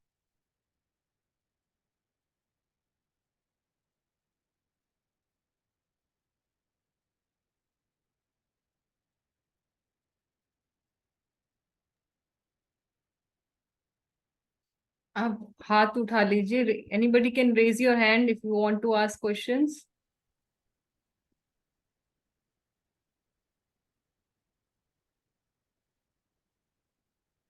वंदना माता जी, अनम्यूट कर लीजिए। हरे कृष्णा प्रभु जी, दंडवत प्रणाम। Thank you so much. बहुत डिटेल से आपने समझाया वृत्रासुर की कथा में। प्रभु जी मुझे पूछना था, जैसे आपने बताया कि शिव जी और चित्रकेतु दोनों के इष्ट संकर्षण है, तो क्या इस वजह से है कि जैसे कृष्ण के ही विस्तार है संकर्षण, या और कोई कारण है इसका? क्योंकि हम देखते हैं शिव जी तो राम भक्त या कृष्ण भक्त के रूप में ही देखते हैं हम उन्हें, तो संकर्षण कैसे उनके ईस्ट हुए? यस, देखिए, जब जो हम सबसे शुरू में जब चलते हैं तो पहला सुप्रीम पर्सनालिटी ऑफ गॉड है कृष्णा, और कृष्ण पहला एक्सपेंशन करते हैं बलराम जी। बलराम जी। और बलराम जी जब एक्सपेंशन करते हैं तो चतुर्युग प्रकट होता है, उसमें आता है वासुदेव, संकर्षण, प्रद्युम्न, अनिरुद्ध। इसलिए आपने देखा होगा कि शिव जी हमेशा गले में सर्पों की माला पहनते हैं। क्यों? क्योंकि संकर्षण मीन्स अनंत शेष अर्थात बलराम जी। बलराम जी शेषनाग के रूप में भी है ना, तो इसलिए जैसे हम लोग कंठी माला पहनते हैं, तुलसी माला पहनते हैं, क्योंकि हम कृष्णा के डिवोटी हैं, तो शिव जी सर्पों की माला इसलिए पहनते हैं। उनको शौक नहीं है सर्प पकड़ा और एक गले में डराने के लिए पहन लिया इसलिए नहीं पहनते, उनको अच्छा लगता है, एक चिन्ह धारण करना चाहते हैं वो, कि जैसे मेरे शंकर मेरे इष्ट है, तो इसलिए उनका नाम शंकर भी है। शंकरसन से आकर्षण है, इसलिए उनके इष्ट शंकरसन है शिव जी। ठीक है माता जी। थैंक यू प्रभु जी। एक चीज और पूछनी थी, जो आपने सुभद्रा माता का बताया कि जब अभिमन्यु का वध हो गया और वो कृष्ण से बोलती है कि मुझे अपना बेटा चाहिए, तो आपने बताया कि वो आते हैं 13-14 दिन, कुछ ऐसे बताया। तो किन के पुत्र थे वो? आप बुद्ध कुछ ऐसे बताया था आपने, कुछ बुद्ध बोला था। बुद्ध देवता, बुद्ध या चंद्रमा, इनमें से एक के बेटे हैं माता जी। एग्जैक्ट मुझे मतलब अभी स्मरण नहीं हो अभिमन्यु के बर्थ के नेक्स्ट रहा। बर्थ में वो ऐसे थे, चंद्रमा के बेटे। यस, अभिमन्यु बने, शायद बुद्ध के ही देवता हैं, बुद्ध के पुत्र हैं। तो बुद्ध देवता से कृष्ण मांग कर लाए थे उन्हें कि इस बच्चे को दे दो, थोड़े कुछ साल की लीला है इनकी, फिर लौटा देंगे आपको। और यहाँ पर अगर हम देखें तो देखिए क्या घटना घटी है, कितने योद्धाओं ने मिलकर उसे मार डाला, और फाइट भी बहुत किया उसने। लेकिन हम नहीं जानते कि कृष्ण की क्या योजना है इसके पीछे, है ना। कोई बचपन में शरीर छोड़ देता है, कोई वृद्धा अवस्था तक जाता है। इसलिए कृष्ण गीता में बोलते हैं मैया दक्षिण प्रकृति ही सुईते से चराचरम हेतु ना अन्य न कौनते है, जगत भी परिवर्तित है। कृष्ण की अध्यक्षता में होता है सब कार्य, इसलिए भक्त लोग कभी दुखी नहीं होते। जैसे कंस देखिए, पिछले जन्म में काल नेमी था, इन बच्चों को लेकर जरूर गया होगा हेपेटाइटिस का इंजेक्शन लगवाने, कि मेरा छोटा बच्चा है। और इस जन्म में देखिए देवकी के बच्चे वो पैदा हो गए, उनको पकड़ करके मार रहा है, पिछले जन्म में उसी के बेटे हैं। कृष्ण, जो भक्त होते हैं भगवान पर पूरा भरोसा रखते हैं, उनको पता होता है कि कृष्ण जो भी कर रहे हैं मेरे लिए अच्छा कर रहे हैं। तो इसलिए भक्तों को दुख नहीं मिलता माता जी। राइट। थैंक यू प्रभु जी। हरे कृष्णा, दंडवत प्रणाम। हरे कृष्णा। साध्या माता जी। हरे कृष्णा प्रभु जी, दंडवत प्रणाम। जी माता जी, प्रणाम, धन्यवाद। बहुत ही अच्छा आपने बताया प्रभु जी, बहुत अच्छा लगता है सुन के प्रभु जी। जस्ट एक मेरी क्यूरियोसिटी थी, जैसे आपने बोला गरीब भक्तों से भगवान का अनन्य प्रेम होता है, और क्या प्रभु जी ये भी भगवान की योजना के अंतर्गत होता है, जैसे कि हमें मतलब अपने रिश्ते नाते और हमें अपने धन संपत्ति और गहनों से बहुत प्रेम होता है, तो ये भी भगवान की कोई योजना होती है कि सब कुछ हम हमसे छीन लिया जाता है और हमें मतलब हमारा सब आसक्ति मोह खत्म हो जाता है? So is this also a test of lord Krishna? Yes, भगवान बोलते भी हैं तत् हरि से धनम सने स्नेह, एक श्लोक है श्रीमद् भागवत में। जब मैं किसी पर विशेष कृपा करता हूं, पहले तो चर्चा करते हैं देखिए धन हमें मिलता कैसे है।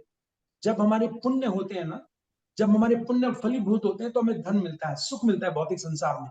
जब हमारे पाप नष्ट होते हैं तो हमें दुख मिलता है। ठीक है, दुख मिलने से हमारे पाप नष्ट हो जाते हैं, सुख मिलने से हमारे पुण्य नष्ट हो जाते हैं। और जमुना जी में स्नान करने से दोनों नष्ट हो जाते हैं, सुख भी और पाप भी और पुण्य भी। तो कहने का तात्पर्य है कि जो भक्त है ना तो पुण्य में लगता है इसलिए, ना पाप में लगता है, वो भगवान की सेवा में जुड़ना चाहता है इसलिए।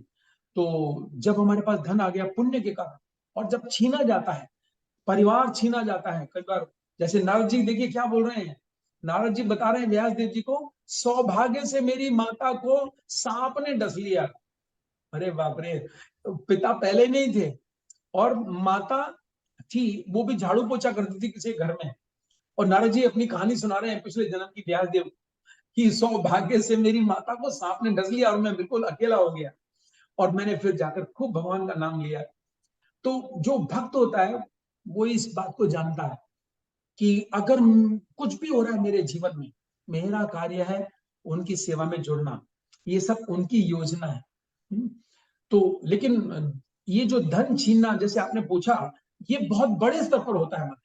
जब हम भगवान के बहुत ज्यादा शुद्ध भक्त बन जाएं, तब भगवान कह रहे हैं कि जब मैं किसी भक्त पर विशेष विशेष कृपा करता हूं, तो उसका सब कुछ छीन लेता हूं। न्यू फाइट्स को भगवान देते हैं सब। जैसे गीता में कह रहे हैं ना, चतुर्विदा भजन्ते माम जना सुकीर्तन अर्जुन, आर्त जिज्ञासु अर्थार्थी ज्ञानी च भरत ऋषभ। मतलब शुरू शुरू में जब हम भक्ति में आते हैं तो भगवान सब कुछ देते हैं, ठीक है। जो भी हमारी कमी है, जैसे योगम क्षेमम महाम्यम, जो नहीं है वो मैं सप्लाई करता हूँ, जो है रक्षा करता हूँ।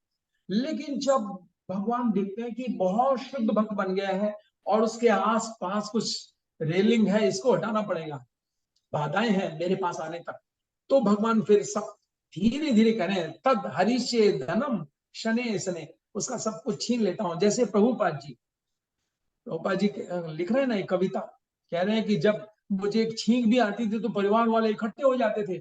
आज मैं वृंदावन में अकेला बैठा हूँ, कहाँ गए मेरे वो माता पिता भाई बंधु परिवार के लोग, सब चले गए। और प्रभुपाद जी की जो फैक्ट्री थी इधर झांसी में, उसमें भी चोर आए और चोर चुरा के ले गए। प्रभुपाद जी बोले बहुत अच्छा हुआ, भगवान ने ये आसक्ति भी मेरी हटा दी। पत्नी के लिए कंप्लेंट की अभयचरण डे, प्रभुपाद ने अपने पिताजी के पास गए, पिताजी मेरी पत्नी मेरा कहना नहीं मानती।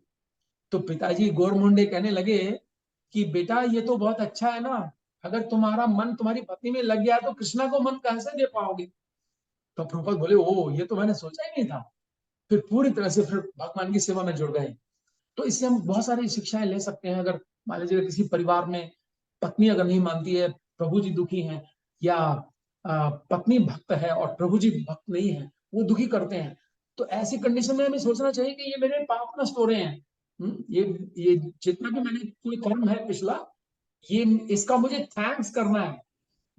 जो मुझे दुख दे रहा है ना, इसका मतलब मेरे पाप नष्ट कर रहा है, उसको थैंक यू बोलना चाहिए। प्रभु आपका बहुत बहुत धन्यवाद है, आप मुझे दुख दे रहे हो। परिवार में कोई भी बेटा पिता, उसको थैंक यू बोलता है भक्त। क्यों? क्योंकि उसके सब नष्ट हो रहे हैं। एक कई बार भक्त लोग बीमार पड़ जाते हैं, तो भक्त क्या सोचता है, एक तो हरिनाम से मैं शुद्ध हो रहा हूँ, एक बीमारी होकर मेरे पाप नष्ट हो रहे हैं, इसका मतलब मेरी स्पीड तेज हो गई है भगवान तक पहुंचने की। तो दुखी नहीं होता फिर। आमतौर पर भौतिक संसार में लोग दुखी होते हैं, अरे इतने दिनों से मैं बीमार हूँ, ठीक नहीं हो रहा, पता नहीं डिप्रेशन में आ गया हूँ, और कई लोग सुसाइड भी कर लेते हैं। ठीक है माता जी। थैंक यू प्रभु जी, आपने बहुत अच्छा एक्सप्लेन किया। धन्यवाद प्रभु जी, दंडवत प्रणाम प्रभु जी। हरे कृष्ण। हरे कृष्णा। और Yes, किसी का प्रश्न Nupur है? Mataji. हरे कृष्णा प्रभु जी, दंडवत प्रणाम। प्रभु जी मेरा क्वेश्चन है, एक्चुअली थोड़ी सी आवाज कट रही थी। आपने बताया कि जब नारद मुनि जी ने चित्रकेतु महाराज जी को उपदेश दिया, तो उस टाइम उनको सब समझ आ गया, और उसके बाद शायद आपने बताया कि वो स्वर्ग गए, ऐसा कहा आपने प्रभु जी? नारद मुनि ने चित्रकेतु महाराज को क्या दिया, वो थोड़ा बताएंगे। उपदेश। उपदेश, हाँ जी, उपदेश दिया। यस यस, उपदेश दिया। देन उसके बाद आपने क्या कहा? प्रभु जी मैंने कहा कि आपने क्या बोला था कि वो उसके बाद स्वर्ग गए। हाँ, नहीं नहीं नहीं, उसके बाद जब उपदेश दिया तो उन्होंने एक मंत्र दिया। इसमें आता है भागवत में कि उन्होंने ओम, ये नंबर 2 मंत्र लिखे हैं इसमें, एक 8 शब्दों वाला और एक 12 अक्षरों वाला। तो ये मंत्र उनको प्रदान किए, तो उन्होंने और उनको बताया अच्छे से भगवान का नाम लो, जैसे हमारे गुरु महाराज बोलते हैं हरे कृष्ण मंत्र अच्छे से जप करो। तो फिर चित्रकेतु महाराज ने बड़े ध्यान से पूरी तरह से डिटैच होकर संसार से भगवान का नाम लिया, और धीरे धीरे करते करते उनकी स्थिति ऐसी आई कि फिर शंकरष्ण भगवान ने उनको दर्शन दिया। ठीक है। ठीक है प्रभु जी, तो फिर जैसे आपने बताया था कि उस टाइम पे जब वो जा रहे थे, तो वो बेसिकली जा रहे थे, तो जब उन्होंने शिव जी को देखा, तो उनको जब वो, क्योंकि जब हम अपने गुरु की इंस्ट्रक्शंस को बहुत अच्छे से फॉलो करते हैं, तो फिर डायरेक्टली हम भगवान को मतलब प्लीज कर रहे हैं। तो ये ऐसा बीच में जो हुआ, क्योंकि आपने जैसे बताया कि उनके कुछ, जैसे किसी के कुछ ज्यादा कर्म होते हैं, या जिसकी बहुत इंटेंस डिजायर होती है कि हमें भगवान के पास जाना चाहिए, तो फिर इसलिए उनको ये जो असुर का शरीर दिया गया, ताकि वो जल्दी आ पाए। तो मतलब वो जरूरी होता है कि मतलब अगर डिपेंड करता है कि हमारे कर्म कैसे हैं, उसके अकॉर्डिंग हमें भगवान। हमारा जो अकाउंट है ना, प्रारब्ध बोलते हैं उसको। प्रारब्ध मीन्स हमारा जो अकाउंट है वो भगवान जानते हैं कि हम कितना अपना अकाउंट क्लियर कर चुके हैं। इस पाप को कहा जाता है एक प्रकार का कर्जा, कितना हमारा चुकता हो चुका है जो भी हमारा पाप है। अगर मान लो जैसा मैंने कहा था कि हमारी इच्छा है इसी जन्म में जाने की, बहुत तीव्र इच्छा हो गई, बहुत प्रेम हो गया भगवान से, लेकिन भगवान देखते हैं अभी इसमें स्टॉक में तो बहुत पाप रखा हुआ है। तो ऐसी कंडीशन में प्रभुपाद जी एक पुस्तक है वृंदावन एज इट इज। भगवान देखते हैं चेतना, अरे इसकी चेतना तो ऐसी हो गई, मुझसे प्रेम हो गया इसको, लेकिन स्टॉक में देखता हूं तो अभी बहुत कुछ है। तो फिर एक शॉट में उनको कहीं ना कहीं ऐसी घटना कर देते हैं। वृत्रासुर की कहानी में जैसे हमने देखा, एक ही जन्म लेना पड़ा, उसके बाद वृत्रासुर यहां से सीधे भगवान के धाम गया, इसने भगवान को प्राप्त किया। ठीक है, तो इसकी लीला प्रैक्टिकल है। हालांकि प्रहलाद महाराज की अगर घटना में हम देखें, प्रहलाद महाराज को कोई पनिशमेंट नहीं किया, भगवान ने सीधे अपने नरसिंह लोक में ले लिया। तो ये भगवान पर डिपेंड करता है। इसमें या तो इनका अकाउंट ज्यादा बड़ा होगा, इसलिए इनको एक योनि में ऐसे रहना पड़ा और उसके बाद ये भगवान के धाम पहुंच गए। ठीक है माता जी। थैंक यू सो मच प्रभु जी। प्रभु जी वो जो आपने बोला था ना स्माइलिंग फेस से छोड़ा, प्रभु जी वो कानन स्वामी महाराज के बारे में आपने बोला था, मिस हो गया मेरा। गौर कृष्ण महाराज, गौड़ कृष्ण महाराज, थैंक यू प्रभु जी। करीब 3-4-5 साल पहले की बात है, जब उन्होंने वृंदावन में शरीर छोड़ा था। बहुत यंग थे महाराज, ज्यादा एज नहीं थी उनकी, अराउंड 60। लेकिन जब उनका शरीर छूटा तो उनके जो फोटोग्राफ आए थे, इतना स्माइलिंग फेस था कि पहली बार मैंने किसी ऐसे बॉडी का जो शरीर छोड़ चुकी है इतना स्माइलिंग फेस देखा। इसका मतलब है क्योंकि महाराज तो भागवत कथा करते थे बहुत, जब और वो भागवत कथा के लिए बहुत फेमस भी थे। तो डेफिनेटली जब उनका शरीर छूटा होगा तो आए होंगे, जरूर रथ लेके आए होंगे भगवान, या विष्णु दूत आए होंगे और वो प्रसन्न हो रहे हैं उनका दर्शन करके। यही होता है ना, क्योंकि देखिए जो भौतिकतावादी लोग हैं, बताया गया है कि जब वो शरीर छोड़ते हैं तो उनका मल मूत्र निकल जाता है, क्योंकि इतने भयानक चेहरे देखते हैं। और जब भक्त शरीर छोड़ता है, यमदूत, देवदूत और विष्णु दूत, तो चॉइस हमारी है कि हमें कौन सा दूत चाहिए। अगर हम यहाँ सीरियल देखते रहेंगे, टीवी सीरियल, तो फिर भगवान कहेंगे भाई यमदूतों को भेजो। और अगर हम कुछ पुण्य कामों में लगे रहेंगे तो देवदूतों को भेजेंगे। लेकिन अगर हम भगवान की सेवा में जुड़े रहेंगे तो फिर विष्णु दूत आएंगे। और विष्णु दूतों की एक बहुत विशेषता ये होती है कि वो दिखने में कृष्ण जैसे होते हैं। ये मैं आपको पहचान इसलिए बता रहा हूँ कि हो सकता है आप में से किसी को लेने आए, आप ये सोचो रहे कृष्ण ही आ गए क्या, नहीं। क्योंकि जब गोप कुमार जी जाते हैं वैकुंठ में, तो वहां पर एक विष्णु दूत खड़ा हुआ है, चतुर्भुज रूप धारण किए, पीतांबर पहने हुए, बहुत सुंदर। तो गोप कुमार सीधे दंडवत प्रणाम कर देते हैं। वो कह रहे हैं भाई मुझे क्यों प्रणाम कर रहे हो, कह रहे प्रभु प्रभु। बोले मैं प्रभु नहीं हूँ, मैं तो यहाँ पर खाली गार्ड का नौकरी है, प्रभु अंदर मिलेंगे। तो बिल्कुल सेम कृष्णा जैसे दिखने में होते हैं। सिर्फ दो अंतर होते हैं, एक होता है कौस्तुभ मणि जो कृष्ण के यहाँ होती है, और एक होता है श्रीवत्स का चिन्ह, यानी बछड़े की जो पूंछ होती है उसके थोड़े से बाल। ये दो, इसके अलावा बाकी सेम स्टैच्यू होता है। तो हमें इंतजार करना चाहिए कृष्णा दूतों का। मतलब इसमें मेडिटेट करना चाहिए हमें जरूर कभी ना कभी। जैसे कि फ्लैट्स में लिखा जाता है ना, ready to move, this colony this flat is ready to move. हमें रेडी टू मूव होना चाहिए कि हम रेडी टू मूव हैं, तैयार हैं बिल्कुल मूव करने के लिए हर रोज। कभी भी ऐसा हो सकता है, देखिए जरूरी नहीं कि हमारी आयु बड़ी होगी तभी हमारा शरीर छूटेगा।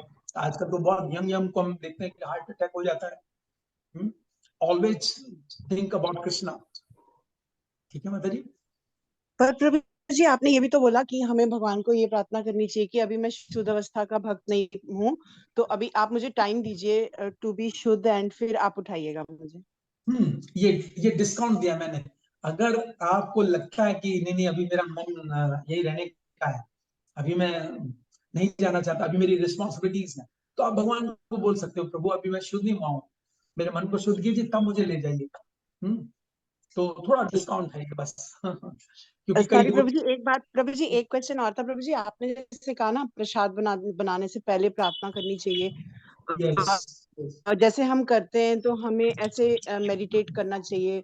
तो प्रभु जी जैसे अभी हम आपकी इंटेलिजेंस देखते हैं, हम स्ट्रेंथ ऑफ भक्ति देखते हैं, तो हम भी मतलब एवरी डे प्रे कर सकते हैं कि हमको भी मतलब ऐसे हमें भी जैसे एक शार्प माइंड दें भगवान, इंटेलेक्ट हमें दें भक्ति में, so we can daily pray this way also ना। Yes yes.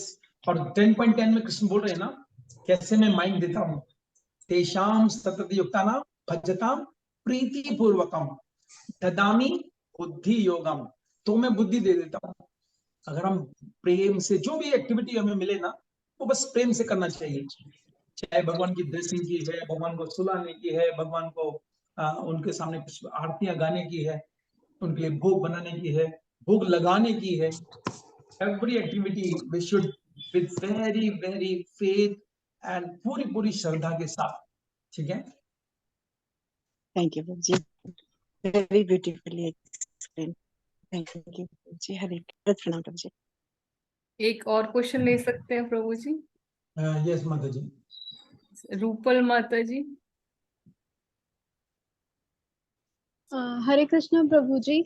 मैं इस जूम ऐप से अभी लेटेस्ट ज्वाइन हुई हूँ, मेरे को नहीं पता था ये ममता मैम है, हमारी एक अकाउंटेंट है, उनके थ्रू उन्होंने ग्रुप में डाला था, तो उसके थ्रू मैं ज्वाइन हुई हूँ।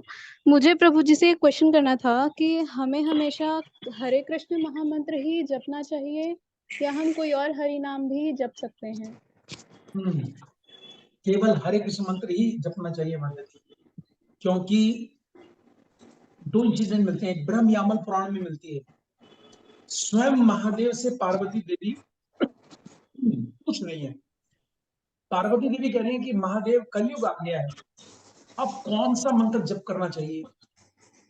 तो आप नोट कर सकते हैं, बहुत सुंदर शिव जी ब्रह्म यामल पुराण में बता रहे हैं, हरे कृष्ण पद द्वंदम, 2 बार हरे कृष्ण कहो, कृष्ण की पद द्वयम, 2 बार कृष्ण कहो, तथा हरे पद द्वंदम, फिर 2 बार हरे हरे कहो, हरे राम इति द्वयम, वंदते च महादेवी राम राम द्वयम वदेत, ततो हरे हरे बुरिया मीन्स कहो, महामंत्रम च कृष्ण से सर्व पाप प्रणश्यति, हरि नाम समूरे महामंत्रम च कृष्ण से सर्व पाप प्रणश्यति।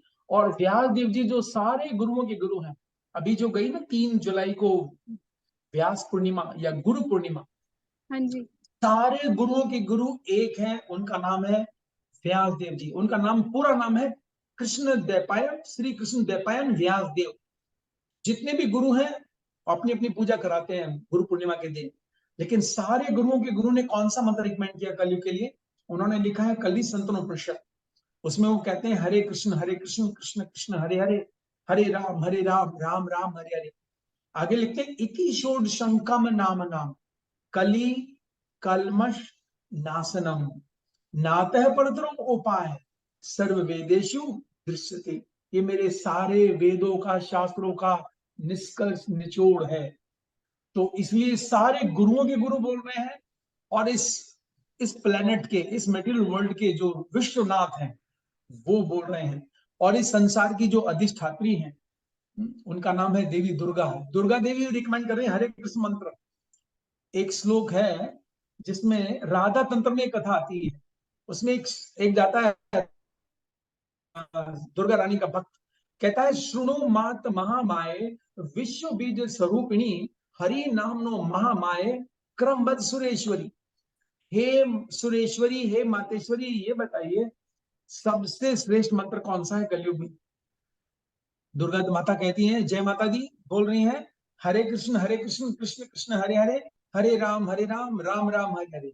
आगे कहती हैं द्वाक्षिदश राण्येव, द्वाक्षिदश मीन्स 32, 16 शब्द हैं इस मंत्र में और 32 अक्षर हैं।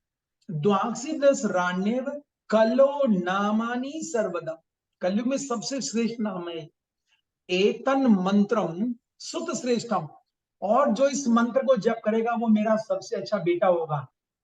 एतन मंत्रम सुत श्रेष्ठम प्रथमम सुनो या नर, और मेरी दृष्टि में पहले नंबर का व्यक्ति होगा। तो सारे गुरुओं के गुरु, सारे ब्रह्मांड के नाथ अर्थात विश्वनाथ और अधिष्ठात्री भवानी, जिनका नाम इस पूरे भवन की मालकिन दुर्गा देवी, दुर्गा इसलिए नाम है उनको, दुर्ग की मालकिन दुर्गा, वो रिकमेंड कर रही हैं हरे कृष्ण मंत्र। तो हमें माता जी हरे कृष्ण मंत्र जप करना चाहिए एंड सी द रिजल्ट्स। ठीक है प्रभु जी। विमला माता जी। हरे कृष्ण प्रभु जी, बहुत प्रणाम। धन्यवाद माता जी। प्रभु जी एक क्वेश्चन है प्रभु जी, कि जैसे जैसे जितने जितनी मतलब मैं भक्ति करती जा रही हूँ, ज्यादा से ज्यादा हेयरिंग और सब कुछ, तो बेचैनी बढ़ती जाती है हर टाइम। ऐसे लगता है कि बस मैं क्या बोलूं कि भी भाग जाओ, मतलब ऐसा क्यों ओवर हो रहा है, जैसा ऐसा फील होने लग गया है कि बहुत ज्यादा मैं उसमें डूब गई हूँ और मुश्किल हो रहा है अब। मतलब ऐसा है या घर छोड़कर भाग जाए, कौन सा वाला भागना मन कर रहा है? मतलब भक्ति नहीं छोड़ना, और कुछ भी छूटे, भक्ति नहीं छोड़ना, हाँ लेकिन तो ये बहुत अच्छा फैमिली साइन, की ये बहुत फैमिली अच्छा की साइन है कोऑपरेशन नहीं है, तो बड़ा आपकी। मुश्किल है। यस, तो देखिए कृष्णा ने कहा है, कई स्थानों में भगवान ने कहा है, जैसे याज्ञिक ब्राह्मण पत्नियों को कहा, गोपियों को कहा कि जब तक मैं नहीं मिल जाता तो मेरी कथा में और मुझ में कोई अंतर नहीं। तो बेचैनी की बजाय आपको क्या करना है, जब तक कृष्ण नहीं मिल जाते, हर रोज, जैसे मैंने कहा ये 9 चैप्टर्स हैं इसमें वृत्रासुर की कहानी में, हर रोज सुबह उठ के पूरा चैप्टर पढ़िएगा, 9 के 9 चैप्टर पढ़िएगा, या एक भगवत गीता का चैप्टर पढ़िएगा, क्योंकि कृष्ण और कृष्ण की कथा में कोई अंतर नहीं है। क्योंकि कृष्ण के गुणों को हमें जानना बहुत जरूरी है। नहीं तो दुर्योधन को दर्शन दिया भगवान ने, कंस के धोबी को दर्शन दिया भगवान ने, लेकिन जब हम गुणों को पहचानेंगे तो हम कृष्ण को पहचान जाएंगे कि ये कृष्ण है। क्योंकि कृष्ण सामने भी आ जाते हैं, नहीं जानता वो पहचान नहीं पाएगा यही कृष्ण है। ठीक है, तो इस जब कृष्ण नहीं मिल जाते आप कथाओं में डूबे रहिएगा। जैसे ध्रुव महाराज ने मांगा, भगवान ने कहा ध्रुव कुछ तो मांगो, भगवान ध्रुव कहता है हे प्रभु, जो आपकी कथाओं में डूबे हैं बस उन भक्तों का संग दे दीजिए बस। तो अभी आपने अपने आप को जबरदस्ती कथाओं में लगाना है, कीर्तन में लगाना है, रोज करताल लेके बैठ जाइए और कीर्तन कीजिए, जोर जोर से कथाएं पढ़िए, सुनिए।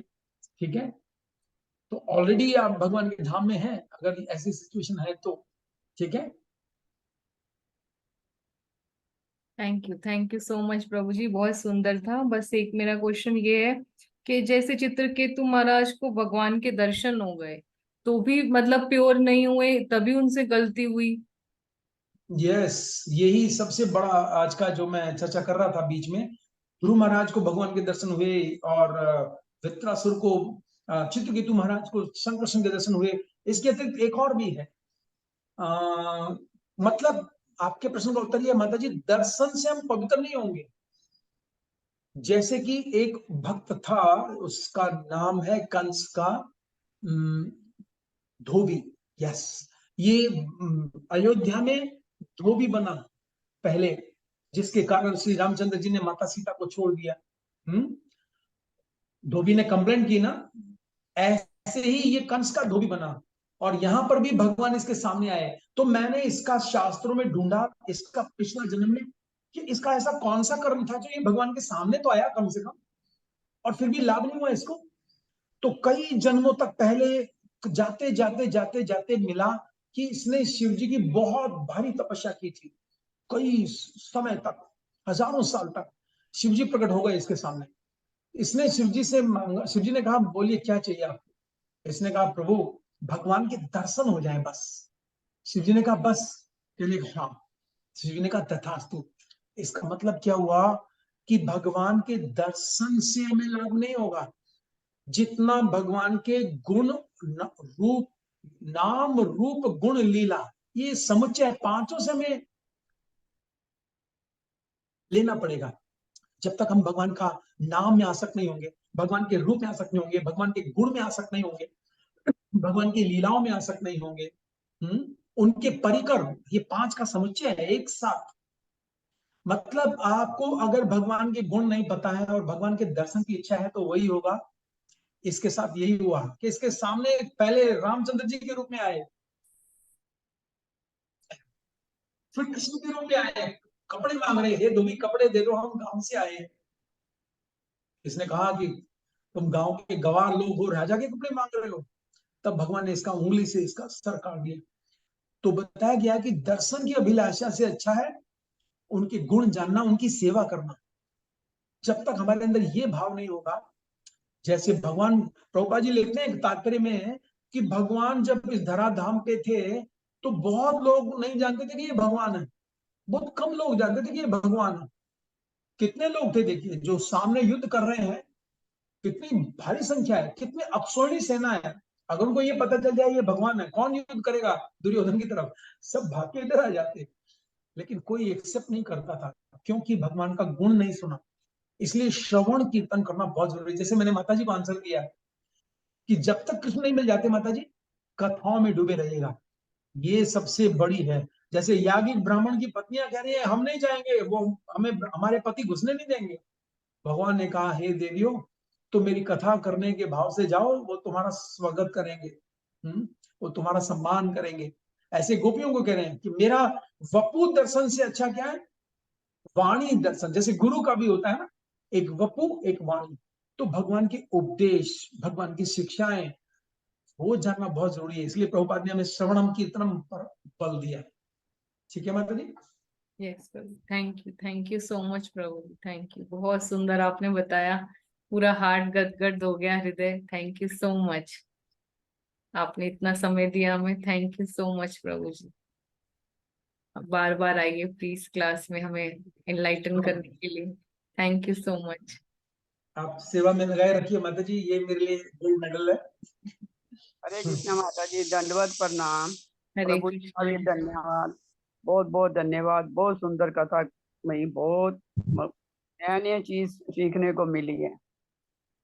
हरे कृष्ण, प्रणाम प्रभु जी, दंडवत प्रणाम माता जी। Hare Krishna, thank you so much प्रभु जी। वांछा कल्पतरुभ्यश्च कृपा सिंधुभ्येव च पतितानां पावनेभ्यो वैष्णवेभ्यो नमो नमः। अनंत कोटि वैष्णव वृंद की जय, श्रीला प्रभुपाद की जय, इस ग्रेट सचिपति प्रभु की जय। Thank you so much. Hare Krishna प्रभु जी, दंडवत प्रणाम। हरे कृष्ण माता जी, प्रभु जी दंडवत प्रणाम। हरे कृष्णा प्रभु जी।